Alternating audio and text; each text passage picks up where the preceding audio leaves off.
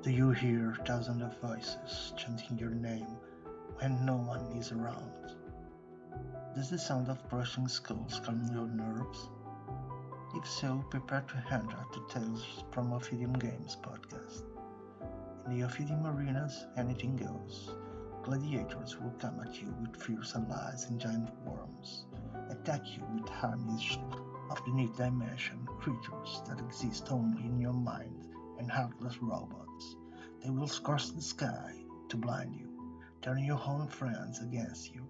They will move so fast that their bodies will blur as they encircle you and close in for the win. They will hit and bend the rules in their favor. What will you do? Take control of your own destiny within the Ophidian Universe and join the revolution. Ladies and gentlemen, I am Hugo Ferreira and welcome to the first episode of Tales from Ophidian Games Podcast. Ophidian is dead. Long live Ophidian. If you know me personally, you probably know how I feel since the last time that I read those words. Ophidian is dead. Long live Ophidian. Back on April 28th from 2020. Those words were said by Jason Robinett regarding the hack and slash games losing the license to continue to publish Ophidian 2360 products. In the middle of the last Ophidian Kickstarted, Ophidian Arenas. Well, those words meant that all the work that Jason and I were doing regarding the Ophidian storylines and lore will be lost forever. And that made me frustrated as hell. And I'm still am frustrated with the fact that my game was once again dead, even though hack and slash games reskinned the Ophidian Arena set into a brand new universe called Arenaverse to me. And even though I still helped a little bit on lore parts, it will not be the same. And my collaboration with hack and slash games faded to black. Well, let's get to today. 2 years have passed since Ophidian met died, and more than 3 years since the last printed product. But I'm still not done with this IP, even though I became super frustrated with it. After quite some time thinking if I should make a podcast regarding the Ophidian universe, mostly due to being afraid that the factor of me not being a native English speaking person, you probably already figured that out, would interfere with the passing of the matches that I want to do here. Eh, I set my fears aside and started planning for it on my spare time. Hey, let's see how this goes. And while I'm trying to fill in the gaps to write this episode, that made me enter in a wild memory lane. You see, it was April 5th, 21 years ago, that Greg, Rafi, and Sean, three high school friends from Queens, New York, had a dream to bring change to the gaming industry they loved by submitting to Ophidian real-time card game patent to the approval by the United States Patent and Trademark Office, USPTO, that is a federal agency responsible for granting US patents and registering US trademarks. And then, on April 29 of 2003, it was finally approved, and with it, the start of the creation of the best customizable card game ever created, Ophidian 2350 CCE. At the time of creation, of what later became Ophidian 2350. The CCG industry was dominated by the big three: Magic, Yu-Gi-Oh, and Pokemon. There were a number of independent companies holding on, mainly releasing licensed titles, but Greg, Rafi, and Sean had no history in the business, no contact, and little more than a couple $1,000 between them. So they contacted publisher after publisher, trying to find someone willing to give them a shot. Let's remember that Ophidium existed in a time without Facebook, Twitter, major blogs, digital distribution, YouTube, Kickstarters, hey, even these podcasts that I'm doing now, making finding a publisher their only real option. Then, after rejections from nearly every player in game, and shortly after receiving the patent approval, they got a meeting with the heads of Fear Trading Cards to finally shoot a game. As the meetings approached, their demonstration game wasn't right. At the last moment, while sitting in a pizza joint, drowning their sorrows in hot dog and melted cheese, Sean got the idea to add multiple gladiators to the game as a focus for the other characters. And by the time the last slice was done, they had the demonstration, which they were pretty happy with it. Nervous from the pressure, they started the demonstration.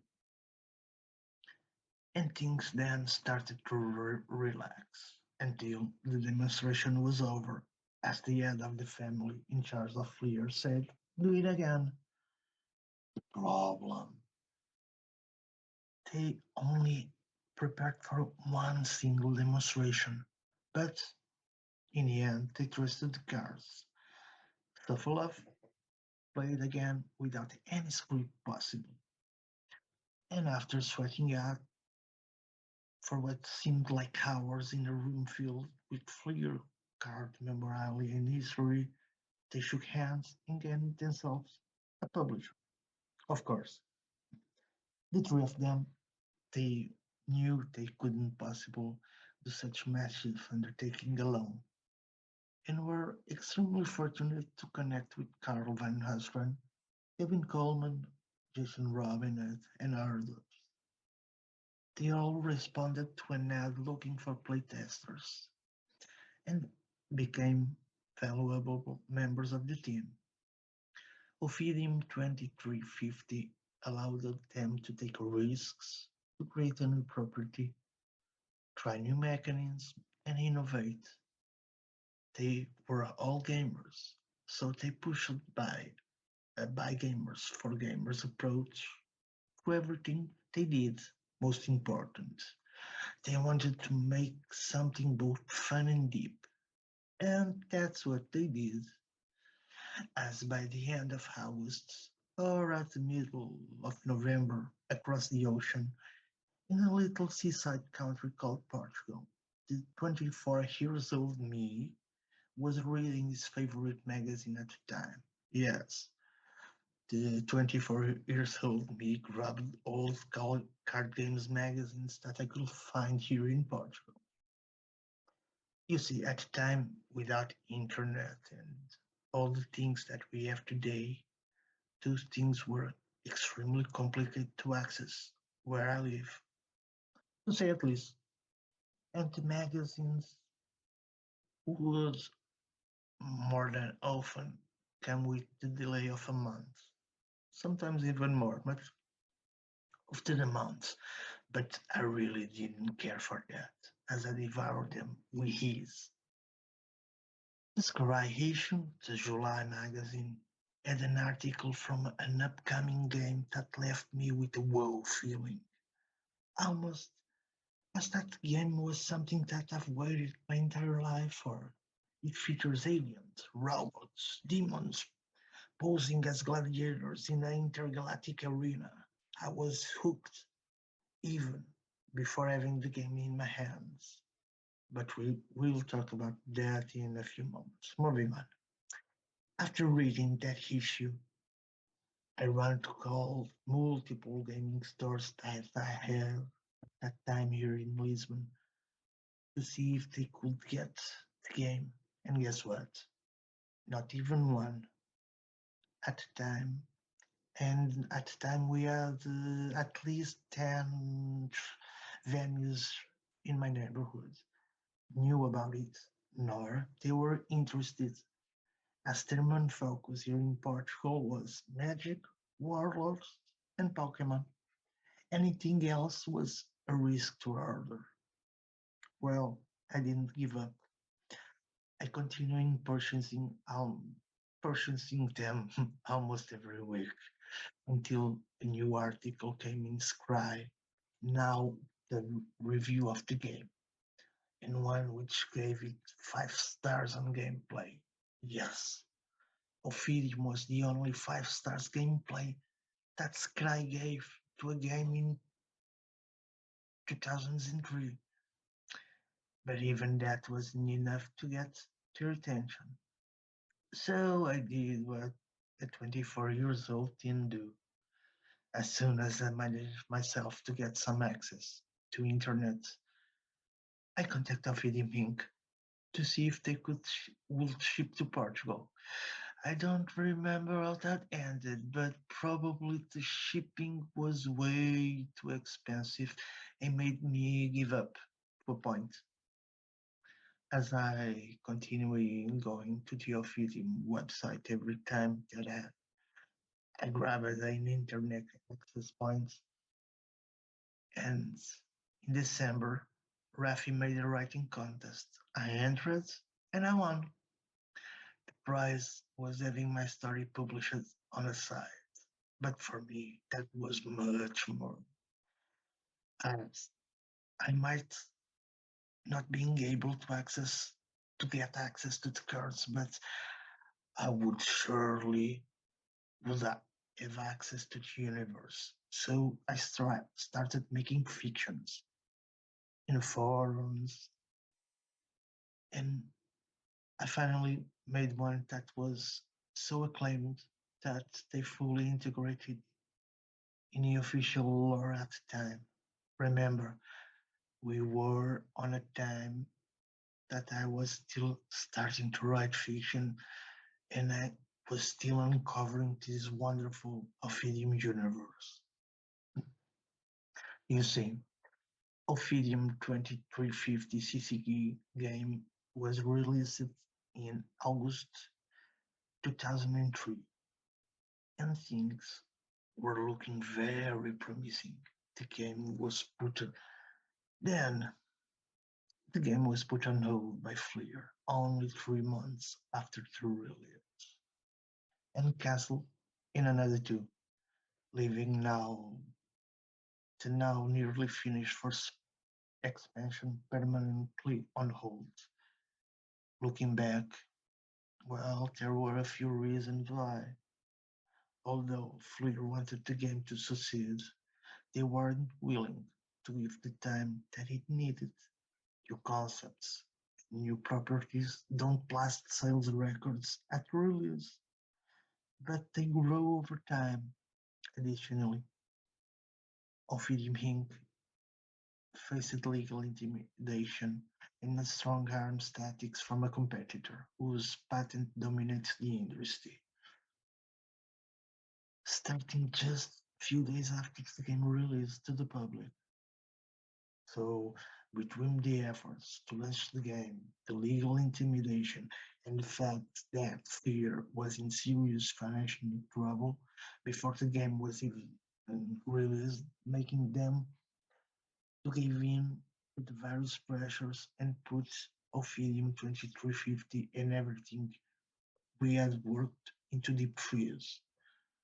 Ultimately, it was a sad day for everyone because so much work from so many people had gone into the game and all that was planned came after. And thus, February 4th, 2004, Ophidian was dead. His first death, at least. I started my volunteer work for Ophidian Inc., uh, completely sheltered from the mess that was happening behind the scenes. At the end of 2003, managing gold defend material that was submitted from fictions to sets. One day I received a thank you package from Ophidian Wing with a thank you note from Rafi, a two-player introduction deck, plus a deck and a box of boosters inside. Well, damn, I almost cried. Okay, I actually cried, but never mind about that. Moving on.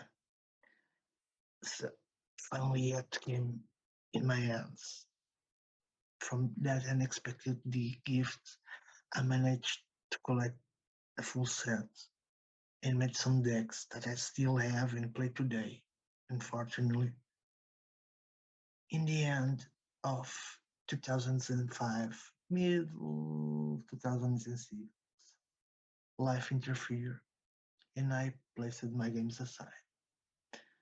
And even though we managed to put together and release 5 new digital exclusive expansion sets under the moniker of Ophidian Stories and Ophidian Compendium to add to the base set card pool, that was indeed the second death of Ophidian. And Ophidian stayed that way until I discovered Facebook back in 2009 when under the banner of Chronex House of Cards, co-cards, as in April 11 I started developing the first spin-off Ophidian brand, the Ophidian 2355 RPG Facebook game, which I managed to release to the public on December 20 of that same year.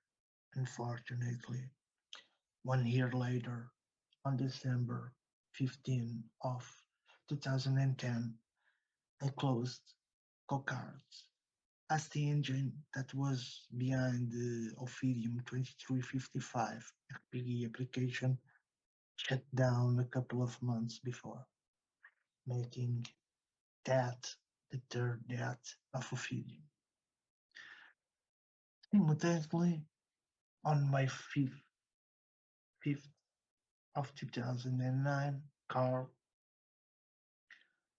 created Small Cave Games and started developing the Ophidian Wars, the Legend of Killflame video game for Xbox.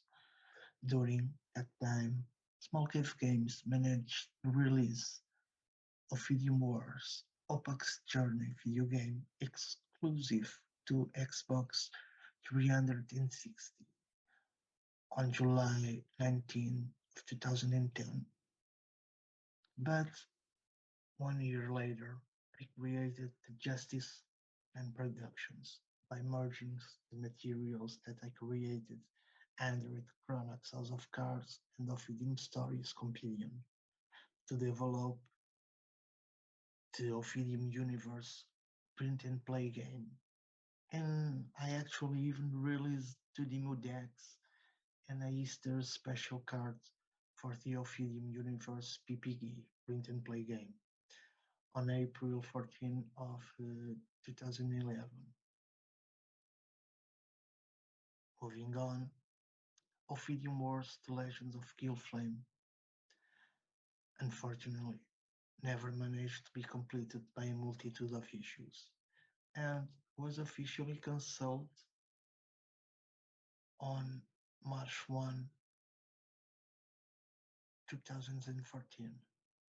And even though 1 month later, on June 6th of 2014, my just in fan production, launched limited print of the pen and paper Get with the Flow, a role-play game that was based on Ophidian 2355. I did not have the means at the time to mass promote it and release it to a larger public, making it dead on arrival, meaning the fourth Ophidian death. And then on January 5th, 2015, I got an email from Ophidian Collective, and to my surprise, we talked for hours, back and forward emailings, speaking how to revive a game that had so many deaths already. Next day, it became official. Small Cave Games returned to the fray, and I helped Color with lore to create an updated Ophidian Wars brand. And then on June 4th of that same year, Ophidian Wars Core Set was released to the public. This new game was and is a light version of Ophidian 2350, but unfortunately it wasn't it isn't compatible with neither the base sets for Ophidian 2350 nor the 5 digital release that I've made back in the day. Even though the Ophidian Wars game was highly rated, it didn't manage to get to the larger public nor to the original players. And trying to get that larger audience that Ophidian Collective granted the license to Robert, Jason, and Chris from Hack and Slack Games. And although we could keep releasing Ophidian Wars products, we chose not to avoid confusion on the fans, making this the fifth Ophidian death. Hack and Slack Games fast-forward the Ophidian setting into the year 2360, adding new characters, events, and even space systems to an already huge universe. And to help with consolidating the storylines and lore, I was invited to help and started my as a volunteer consultant job at Hack and Slash Games. And during the course of my time, I wrote almost 80 new biographies for characters.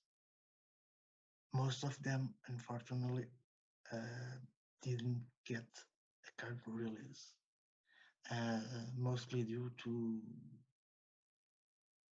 Hack and Slash Games only managed to release one set of Ophidian 2360 Survival of the Fittest, two mini expansions, the Ophidian 2360 People Champion and the Ophidian 2360 Promo Pack 3 Hostile Takeovers, plus a handful promotional cards while holding the license.